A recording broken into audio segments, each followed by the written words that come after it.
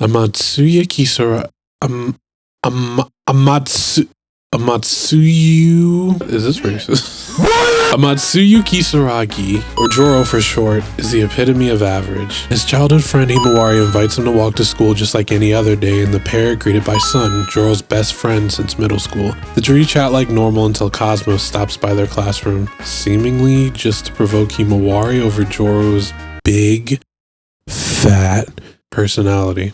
Wait, Mr. Jamba, who's Cosmos? Well, if you just give me a second, I can tell. No, Jamba, I want to know now. Right, I want to know now. Can you just give me now? Bitch, I do what I want!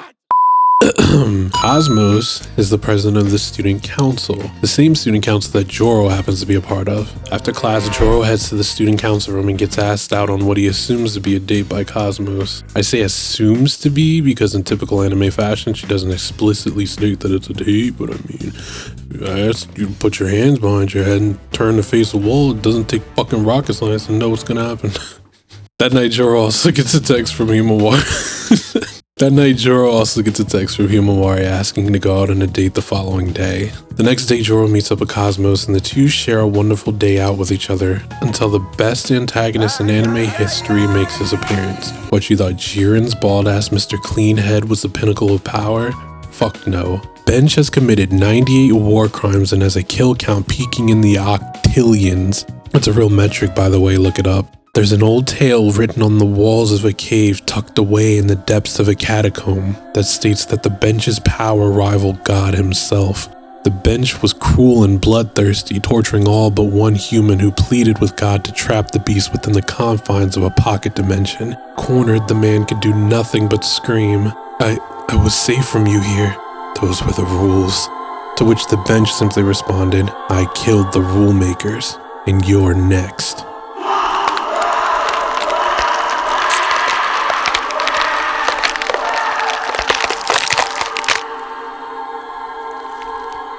Anyway, Cosmos sits with Joro on the bench and drops a huge bombshell that she's actually in love with his best friend's son and not him. So yeah, that whole day was really just two besties hanging out. A friend is a friend to the end of the end, that's forever and a day. Cosmos explains that she's had a crush on Sun ever since the regional baseball finals that happened a year prior, where she saw Sun crying in the players' waiting room from the east entrance. Joro feels pretty defeated after learning this news, but to rub salt in the wound even further, she also asks if he'll help her to get with Sun, to which Joro reluctantly agrees. The next day, Joro goes to meet with Himawari, thinking that the author is surely funneling him towards the childhood friend romance route, right? Right? Deja vu hits as Himawari also sits Joro down on the bench, revealing that she too also has a crush on Sun. Her explanation is eerily similar to Cosmos, as well as claiming that her love began at the same baseball game a year ago after she saw him break down crying. The only difference being that she was watching from the west hall instead of the east. The bitch, hold on, that sounds misogynistic, doesn't it? The fine young lady who totally didn't send mixed signals to Joro then also asks him to help her get with Sun. Joro, being the poor beta that he is, agrees, only to then go home and reveal that he's been red pill this entire time. I hate women. Huh? What? What? What do you... No, I thought that was the whole point of the... No. Okay, do it again. I'm sorry.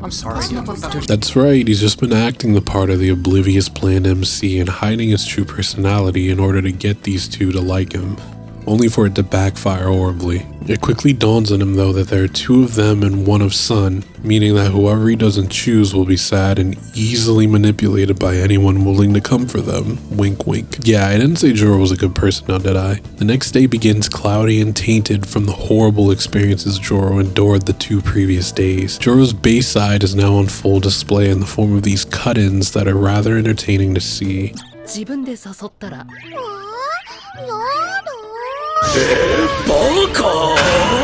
で、僕は2人ともに協力するから。私の味方じゃないの？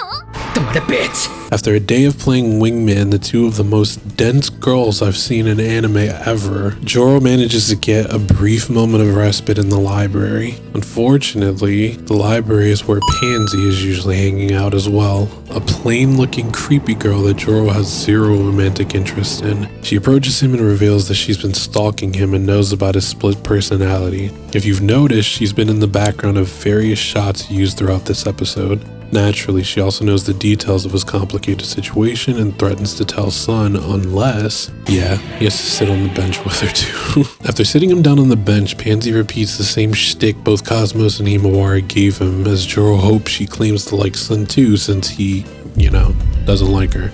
Luck is just not something on Joro's side, because instead of following the script, she exclaims that she is in love with Joro. She just wants him to be himself, which I find to be rather endearing considering the fake emotions that have been tossed around up until this point. A deal is struck that Joro must spend his lunch in the library with his new stalker, or run the risk of her telling Sun about everything. Over the course of the next week or so, Joro supports the two girls as best as he can in setting up dates with Sun, despite Cosmos and Himawari having the worst riz known to man. He confides in Pansy over his plight, to which she proposes a very important question that Joro failed to think about. Does Sun like another girl? This simple question adds yet another layer that Joro will have to inevitably contend with. During gym, Joro also asks Sun if there's somebody he likes, which prompts another run-in with the Forsaken One. Deus arrive nas omnis. Sun tells Joro that the one he likes is actually Pansy, further complicating things in this weird love rhombus all of them happen to be in. Where did this love from Pansy come from, you might ask? Well, it all started a year ago at a certain baseball game. Yeah, you can't make this shit up. Apparently, after Himawari and Cosmos saw him bawl his eyes out, Sun exited the players' waiting room from the South Hall where he met Pansy, who gave him some comforting words that cheered him up, birthing a weird crush for Sun that he never really acted on for some reason. I don't know. Sun then asks Joro to help him get with Pansy, but Joro refuses, not even considering the idea after thinking about what Cosmos and Himawari would do to him if they found out. He gives Sun some encouraging words, then goes to Pansy in order to try to talk her into getting with Sun. Though Joro thinks nothing of it, the act of rejection for Pansy hurts her pretty bad, with her even telling Joro that he doesn't need to come to the library anymore, but specifically tells him to show up to the library again on the Monday exactly a week from when she tells him. Her reasoning? Maybe something interesting will happen, who knows? Shortly after getting these ominous instructions, Joro gets another equally ominous text from Cosmos asking him to meet her the next day. Joro shows up to meet Cosmos only to see her emitting God Key and growling in the back of the cafe. She tells Joro that Sun asked her for help in getting with Pansy and wondered why exactly Joro didn't tell her that he liked somebody else. Joro tries to tell her that he didn't want to hurt her feelings, but somehow the encouraging words he gave to Sun got miscommunicated, leading to Sun telling Cosmos that Joro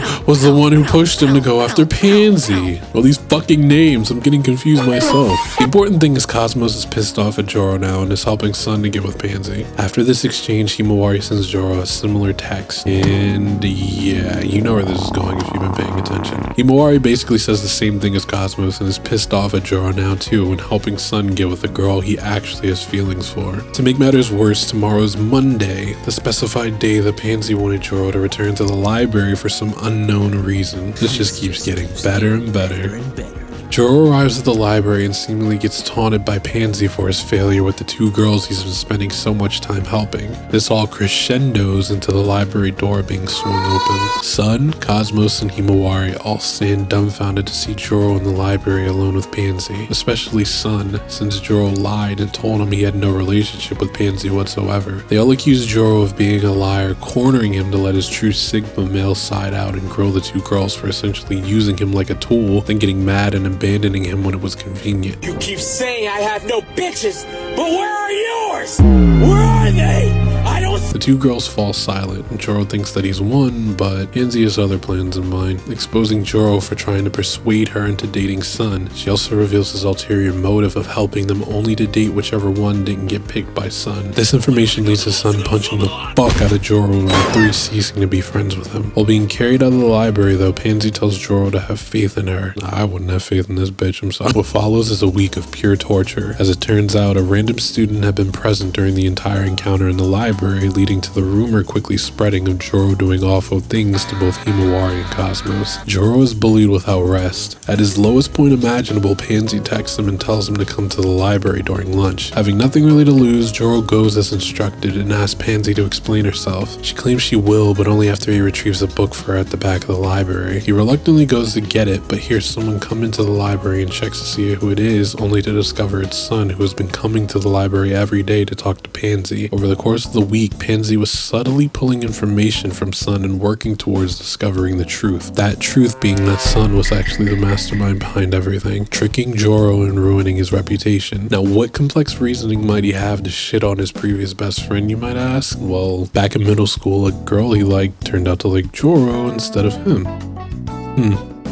Sounds pretty familiar. Ever since he lost to Joro, he's always felt inferior to him, and so due to this golden opportunity presenting itself, Sun took it upon himself to get payback of sorts with his best friend. Yes, as you can probably tell, everybody is an asshole in this show. Sun becomes like cartoonishly evil here too, claiming that he only used Cosmos and Himawari and even laughs at them, calling their attempts at trying to get his attention pathetic. He asks Pansy why she even loves Joro in the first place, and I shit you not, she says her love for him began a year ago at a certain fucking baseball game. Pansy explains that before she met Sun at the south exit, she watched Joro from the north exit, where Joro waited in the hot sun patiently for his best friend with his favorite food in hand to cheer him up. Pansy just couldn't help but fall in love with him at that point. Weirdly enough, Joro doesn't remember seeing Pansy on that day, only a very pretty girl with huge plot devices. Sun threatens to harm Pansy, but at this point everything has been exposed to Joro, who makes his presence known finally.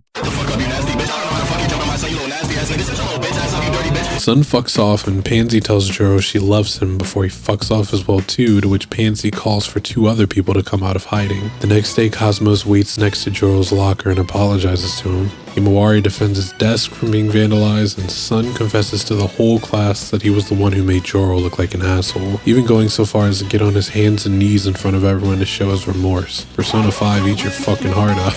After so much build-up, Pansy finally reveals that she was the big plotted girl that Joro had seen at the baseball game a year ago the whole time. This knowledge of course makes Joro agree to visit her in the library more often, since he's a shallow bastard, and Pansy gives him a wholesome kiss to end off the arc. Oh, by the way, this all took place over the course of like 3 episodes, so honestly the rest of the season is kind of hit or miss. Maybe you like it, maybe you hate it. I still recommend the show on the pretense of like the roller coaster it manages to take you on in just 3 short episodes. Mirror, mirror on the wall, are you the only one that loves me?